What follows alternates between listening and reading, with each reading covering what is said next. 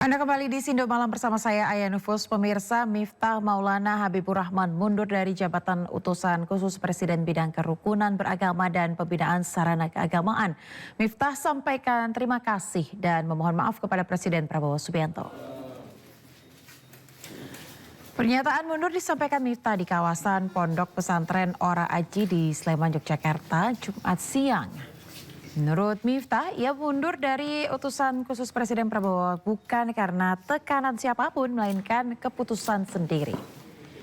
Miftah pun mengungkapkan rasa terima kasih dan menyampaikan maaf kepada Presiden Prabowo Subianto. Assalamualaikum warahmatullahi wabarakatuh. Bismillahirrahmanirrahim. Assalamualaikum warahmatullahi wabarakatuh. Bismillahirrahmanirrahim. Yang saya hormati Bapak Presiden Republik Indonesia, Bapak Wakil Presiden, serta seluruh rakyat Indonesia yang saya cintai dan saya hormati. Izinkan saya mengawali ini dengan mengutip ayat 26 dalam surat Ali Imran. Katakanlah Nabi Muhammad, wahai Allah, pemilik kekuasaan, Engkau berikan kekuasaan kepada siapapun yang Kau kehendaki, dan Engkau cabut kekuasaan dari siapapun yang Kau kehendaki. Engkau muliakan siapapun yang Kau kehendaki, dan Engkau hinakan siapapun yang Kau kehendaki. Di tanganmu lah segala kebajikan, sesungguhnya Engkau Maha Kuasa atas segala sesuatu. Hari ini, dengan segala kerendahan hati dan ketulusan, dan dengan penuh kesadaran, saya ingin sampaikan sebuah keputusan yang telah saya renungkan dengan sangat mendalam. Setelah berdoa, bermuhasabah, dan istiqoroh, saya memutuskan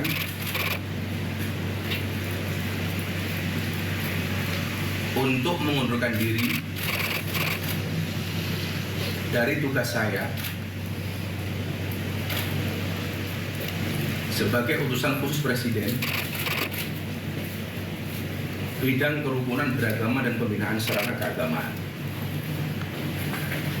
Keputusan ini saya ambil bukan karena ditekan oleh siapapun, bukan karena permintaan siapapun, tetapi keputusan ini saya ambil karena rasa cinta, hormat dan tanggung jawab saya yang mendalam kepada Bapak Presiden Prabowo Subianto serta seluruh masyarakat. Ya, pemirsa, Presiden Prabowo menanggapi pengunduran utusan khusus Presiden bidang kerukunan beragama dan pembinaan sarana keagamaan Miftah Maulana. Ini merupakan bentuk dirinya mengakui kesalahannya setelah dianggap menghina tukang es. Presiden menganggap pengunduran dirinya sebagai tindakan kesatria. Saya sendiri tidak langsung kebijakan laporan, beliau sudah mengundurkan diri.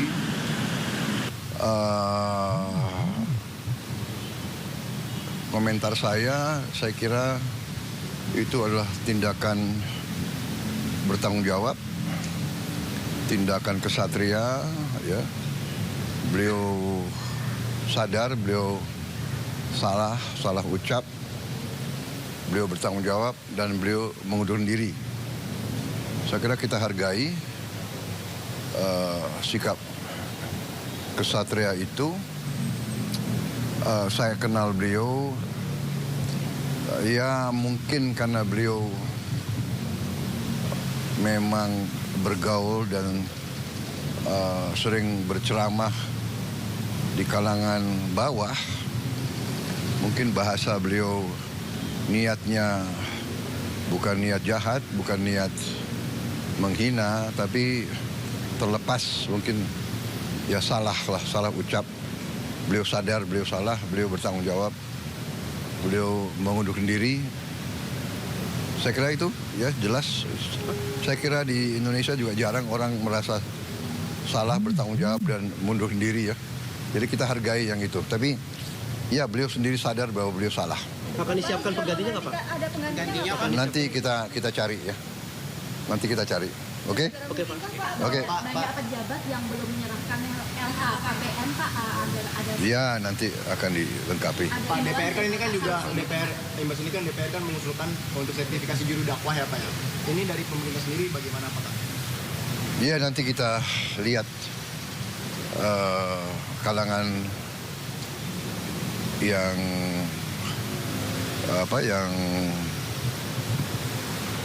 mengerti masalah ini semua, nanti mungkin mereka akan kasih masukan ya. Majelis ulama, kalangan-kalangan dari ormas-ormas keagamaan dan sebagainya, nanti kita minta pendapat mereka. Oke? Terima kasih ya. Ya, video viral Miftah Maulana yang diduga mengolok penjual ST berbuntut panjang hingga akhirnya Miftah menyatakan mundur dari jabatannya sebagai utusan khusus presiden. Masih, yo kono didok.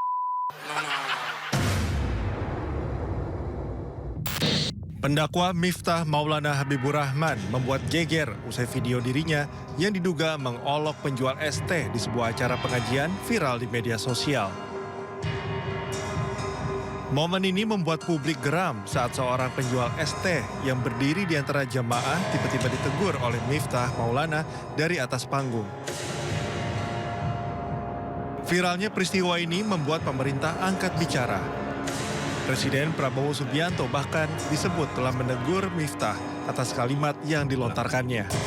Presiden sudah memberikan teguran kepada yang bersangkutan melalui Sekretaris Kabinet untuk segera meminta maaf kepada Bapak Son Haji yang mungkin saja dan sangat mungkin terluka perasaannya karena kejadian kemarin. Usai viral dan mendapat teguran Presiden, Miftah mendatangi rumah penjual es Son Haji untuk meminta maaf. Namun meski telah meminta maaf, publik mendesak agar Miftah dicopot dari jabatannya sebagai utusan khusus Presiden. Warganet ramai menyerbu kolom komentar di akun Instagram pribadi Presiden Prabowo Subianto. Mereka menuntut pemecatan Miftah karena tindakannya dianggap tak sesuai dengan jabatan yang diembannya. Bahkan petisi untuk mencopot Miftah dari jabatan utusan khusus Presiden ramai diminta publik melalui laman change.org. Polemik tak berhenti di sini. Sejumlah netizen juga mulai mencari jejak digital Miftah yang diduga tidak menunjukkan etika yang baik. Hingga akhirnya, pada hari Jumat, Miftah Maulana Habibur Rahman mengumumkan pengunduran dirinya dari jabatan utusan khusus Presiden bidang kerukunan beragama dan pembinaan sarana keagamaan.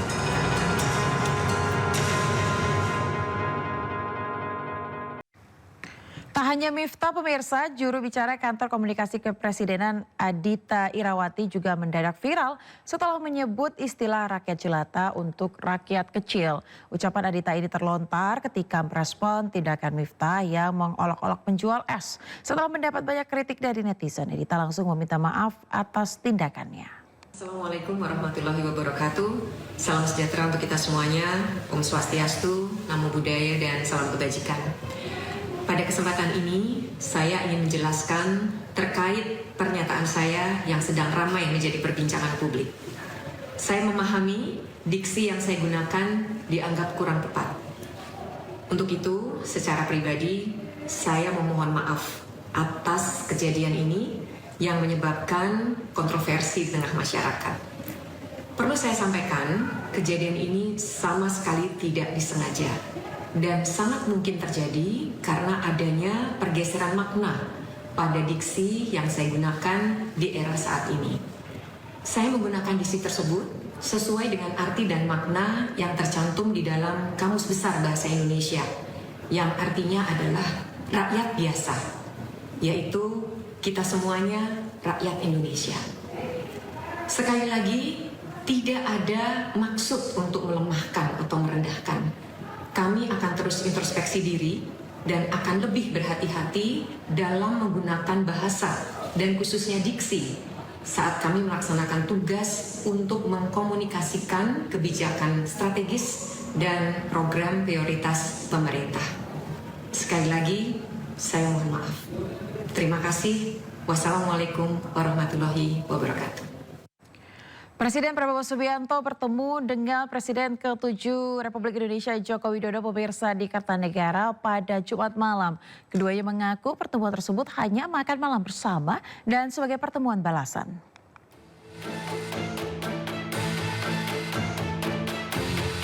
Presiden Prabowo Subianto makan malam bersama dengan Presiden RI ke-7 Joko Widodo di Kertanegara, Jakarta Selatan. Pertemuan yang dilakukan keduanya berlangsung secara tertutup selama kurang lebih 1 jam. Keduanya mengaku hanya bertemu untuk makan malam dan sebagai pertemuan balasan. Bahkan keduanya tak membeberkan apakah ada isu politik yang dibahas di sela-sela pertemuan. Terkait kemungkinan bergabungnya Jokowi ke Partai Gerindra, Prabowo menyebut partainya terbuka apabila Jokowi ingin bergabung. Namun ia menyerahkan keputusan tersebut kepada Jokowi. Tadi kita makan malam, Pak ya? Makan malam. Makan goreng Jawa. ayam goreng dan macam-macam lah, ya. Ada pembahasan sama ekonomi, Pak. Partai Gerindra mungkin atau bagaimana? Hah? Oh, kalau Gerindra terbuka. Tapi kita tentunya nggak bisa maksa beliau masuk. Beliau Bapak Presiden dulu waktu ke Merauke kan, kemudian mampir ke Solo. Ini saya pas ke Jakarta, kayak kunjungan balasan itu. Karena kangen. Sebelumnya pada 3 November 2024, Prabowo Subianto bertemu dengan Joko Widodo di Solo, Jawa Tengah. Keduanya saat itu berbincang sambil menikmati makan bersama di angkringan Oma Semar, Colomadu. Pertemuan di Kertanegara, Jakarta merupakan kali kedua Prabowo dan Jokowi bertemu usai Jokowi tak lagi menjabat sebagai Presiden RI. Dari Jakarta, Esra Ambarita, Damar Wicaksono, Dias Triawan, iNews melaporkan. Pemirsa, setelah selesai perhitungan berjenjang di tingkat kota, KPU Jakarta menggelar rapat pleno rekapitulasi suara di tingkat provinsi. Rapat pleno KPUD Jakarta digelar di Hotel Saripan Pasifik Jakarta sejak pukul 16.30 waktu Indonesia Barat. Rapat dihadiri pendamping pasangan calon serta saksi pasangan calon yang dimandatkan. Setelah tahapan ini, KPU akan menetapkan hasil pilkada paling lambat pada 9 Desember 2024. Hasil rapat pleno juga akan memutuskan apakah Pilkada Jakarta akan berlangsung 1 atau 2 putaran.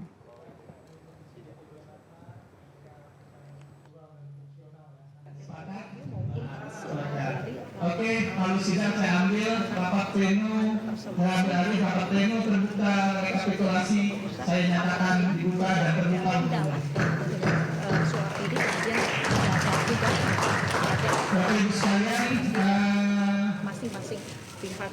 Menurut peraturan Komisi Pemilihan Umum nomor 18 tahun 2024 bahwa jadwal rekapitulasi pemungutan suara yang sedang kita laksanakan ini dimulai semenjak tanggal 30 November dan berakhir tanggal 9 Desember.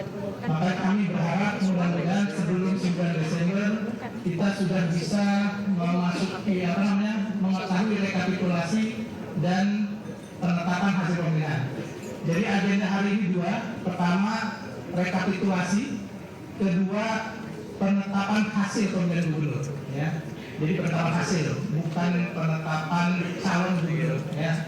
Penetapannya nanti ketika memang ada proses selanjutnya. Rekapitulasi tingkat kota di Jakarta telah selesai digelar. Hasilnya pasangan calon gubernur dan wakil gubernur Jakarta nomor urut 3 Pramono Anung Rano Karno unggul di seluruh wilayah pemilihan.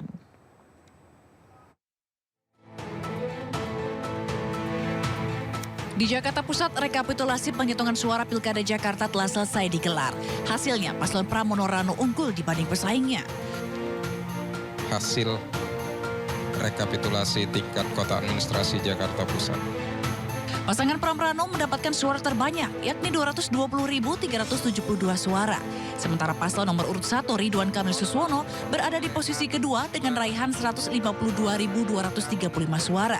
Dan disusul paslon nomor urut 2 Dharma Pengrekom Kunwardana sebanyak 44.865 suara. Tadi sudah kita saksikan bersama, semua paslon melalui saksinya sudah menerima hasil yang sudah juga diikuti rekapitulasi dari tingkat KPPS, PPK di kecamatan maupun di tingkat kota administrasi. Di Jakarta Barat, hasil rekapitulasi dari 8 kecamatan menetapkan paslon Cagup dan Cawagup Jakarta nomor urut 3, Pramono Anung Rano Karno unggul dengan perolehan suara tertinggi, yakni sebanyak 500.738. Selain di Jakarta Barat, pasangan Pramono Anung Rano Karno juga unggul di Jakarta Timur dengan 635.170 suara.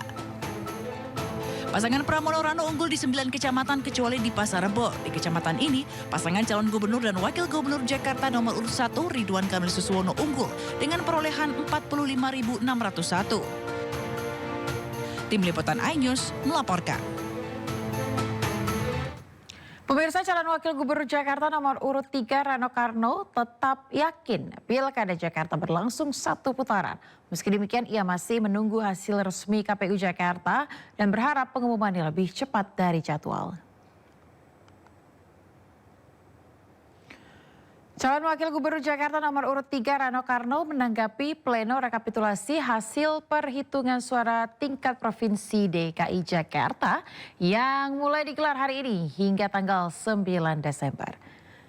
Rano berharap hasilnya bisa diketahui lebih cepat dari jadwal. Rano juga meyakini Pilgub Jakarta berlangsung dalam 1 putaran.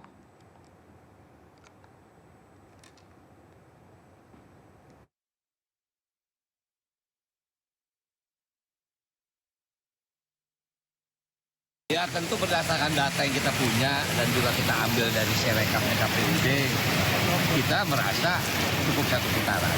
Tapi tentu kita tunggu aja, hari ini kan pleno. Mudah-mudahan ya kalau dijadwalkan sampai tanggal 9. Tapi saya dengar semua dari kecamatan semua sudah selesai. Kalau memang lebih cepat jauh lebih baik. Tapi artinya kita tunggu hasil resmi dari KPUD. Terus ini kemarin dari tim sebelah dari 01 melapor ke DKPP terkait katanya KPUD Jakarta nggak profesional dalam menangani. Ya itu terserah lah. Artinya yang dia ributkan senam. Apa dia yakin kalau senamnya semua terus pemilihannya lebih dari gede. Nggak perlu kita cari ini, realita memang nasional. Ya, Rano yakin Pilgub Jakarta 1 putaran. Pemirsa, di mana pada Jakarta maksud kami, Rano berharap pengumuman KPU akan lebih cepat.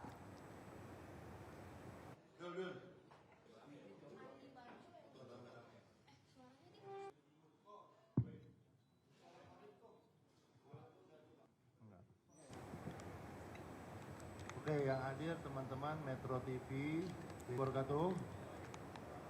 Selamat. Ya, tim pemenangan Ridwan Kamil Suswono akan mengajukan gugatan ke Mahkamah Konstitusi terkait dugaan kecurangan yang dinilai terstruktur, sistematis, dan masif. Bukti-bukti terkait kecurangan sudah disiapkan oleh tim advokasi pemenangan tim Ses Rido. Salah satunya yang terjadi di TPS 28 Pinang Ranti, Jakarta Timur. Sebelumnya KPU tengah menggelar sidang pleno rekapitulasi suara Pilgub Jakarta yang berlangsung mulai hari ini hingga Senin. Oke, yang hadir teman-teman Metro TV, wabarakatuh. Banyaknya aduan masyarakat ke Bawaslu bahwa mereka tidak mendapatkan surat undangan C6. Ini masif terjadi di semua TPS. Dan ini adalah salah satu faktor yang menyebabkan rendahnya partisipasi masyarakat dalam pilkada kemarin, yang menjadikan pilkada kemarin adalah pilkada terendah partisipasi masyarakat sepanjang sejarah pilkada di DKI Jakarta, yang ujungnya membuat pilkada tersebut tidak memiliki legitimasi yang kuat. Sehingga ini adalah kesalahan atau tanggung jawab dari KPU DKI Jakarta yang kemarin sudah kita laporkan kepada DKPP. Komisi Pemilihan Umum Jawa Tengah menetapkan pasangan calon gubernur dan calon wakil gubernur Jawa Tengah Ahmad Lutfi Taj Yassin Maimun sebagai pemenang Pilgub Jawa Tengah 2024. Dalam rapat pleno yang dihadiri oleh KPU tingkat Kabupaten Kota, Bawaslu dan pejabat Forkopimda Provinsi Jawa Tengah, dan berdasarkan hasil rekapitulasi suara tingkat Kabupaten Kota yang telah dilaksanakan, pasangan calon gubernur dan calon wakil gubernur Jawa Tengah nomor urut 2 Ahmad Lutfi Taj Yassin unggul di Jawa Tengah dengan memperoleh sekitar 11.390.191 suara. Sementara pasangan calon gubernur dan calon wakil gubernur Jawa Tengah nomor urut 1 Andika Perkasa Hendrar Prihadi memperoleh sekitar 7.870.084 suara. Selain itu ada total 19 juta suara sah dan 1,5 juta suara yang tidak sah di Pilkada Jawa Tengah 2024 ini. Dan melalui hasil perhitungan suara ini KPU Jawa Tengah memutuskan Ahmad Lutfi Taj Yassin Maimun sebagai pemenang Pilgub Jawa Tengah 2024.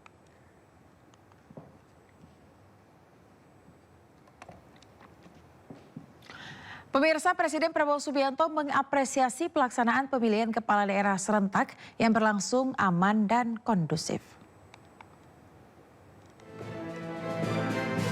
Presiden Prabowo menyatakan pelaksanaan pilkada serentak di seluruh Indonesia pada 27 November lalu berjalan aman dan kondusif. Presiden berterima kasih kepada seluruh pihak yang terlibat setiap proses tahapan pilkada.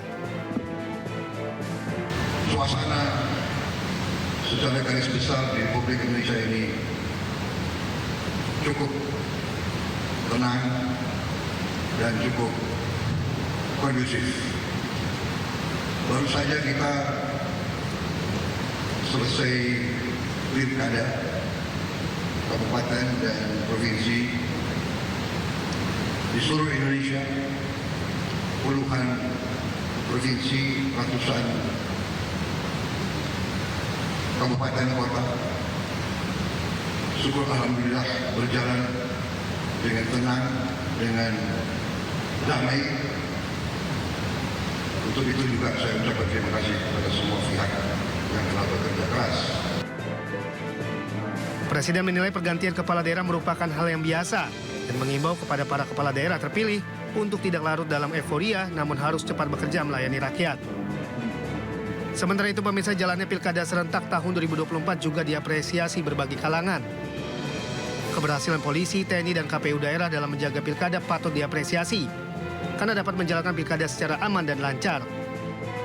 Walaupun ada wilayah yang terjadi persoalan dan polemik soal hasil pilkada, namun dapat ditangani dengan baik tanpa adanya konflik.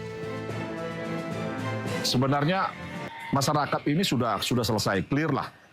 Masyarakat ini menerima dengan baik hasil pilkada ini ya. Yang belum terima ini elit aja. Bagaimana kemudian kita berharap masyarakat ini mempunyai sikap berdemokrasi yang baik, kalau tidak juga ditunjuk oleh para elit begitu. Lancar pilkada kali ini tentu dikarenakan tingkat kecerdasan masyarakat dalam berpolitik sudah semakin baik. Masyarakat semakin dewasa dalam menyikapi hasil-hasil di Pilkada 2024. Tim Liputan melaporkan.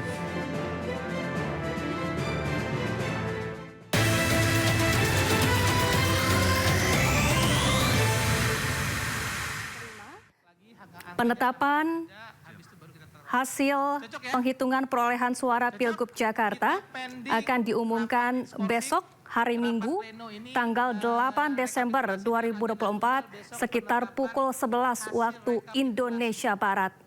Bisa disepakati? Rapat saya skorsing sampai pukul 13.00. Terima kasih. Assalamualaikum warahmatullahi wabarakatuh.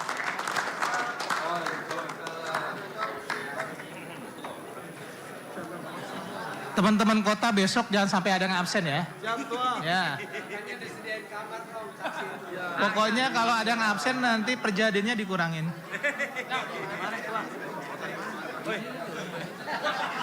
Kita foto di mana ketua? Situ. Pak Haji mana Pak Haji? Pulang dia sakit kan. Oh iya. Iya gimana dong ya? Di atas Pemirsa jangan kemana-mana, breaking news akan kami lanjutkan usai jeda. Tetaplah bersama kami.